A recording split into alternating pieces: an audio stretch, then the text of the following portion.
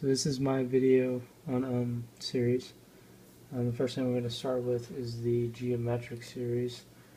Pretty much the definition of a geometric series is a series with a constant ratio between successive terms. An example of this is like, let's say 1/3 to the n. And then your sums are going to be, so for your first term, go summation n equals 1 to infinity. It's just going to be 1/3 plus 9th plus 1/27th, dot dot dot, and it just continues to that 1/3 to the n.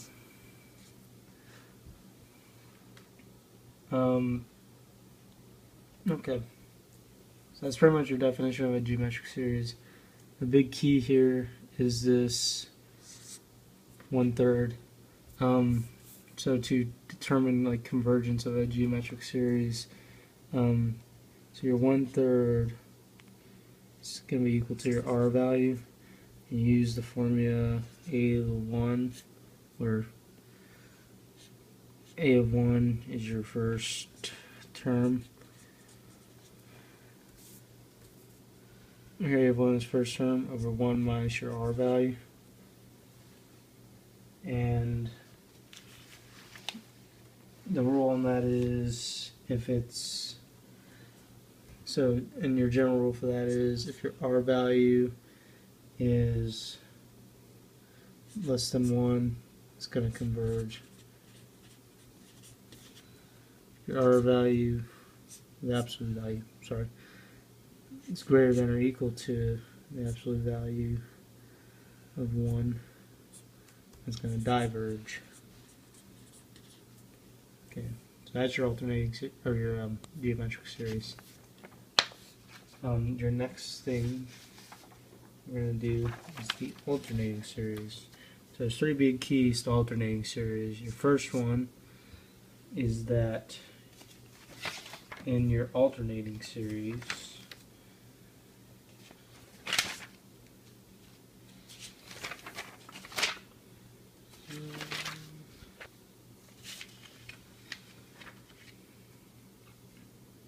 so your first thing is it has to strictly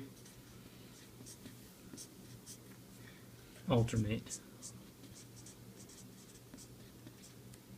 And all that means is it's going to have a -1 to the n, or something like that, in it. Your second one has to decrease in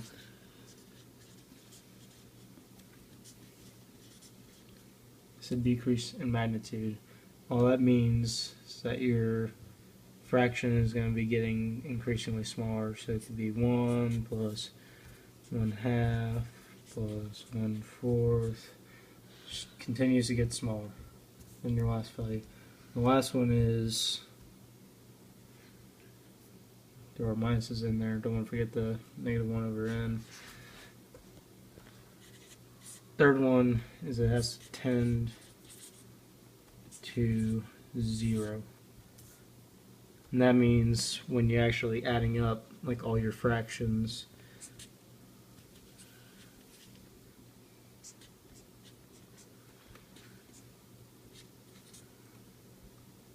it's got to approach 0. Okay, so that's your 3 big things for alternating series tests. The last one we're going to do is the harmonic series.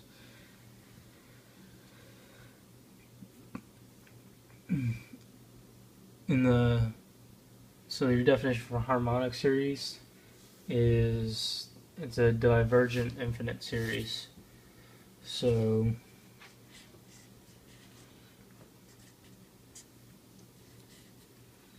an example of that is 1 over n, which is equal to It's going to be 1 plus 1/2 plus 1/3 plus 1/4 plus 1/5, on and on and on.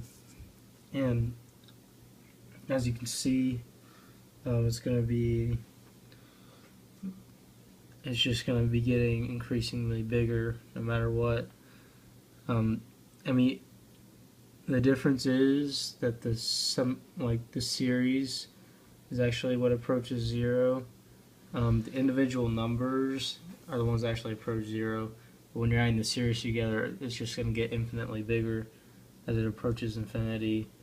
So it's going to be divergent. Okay, and that's the video on series.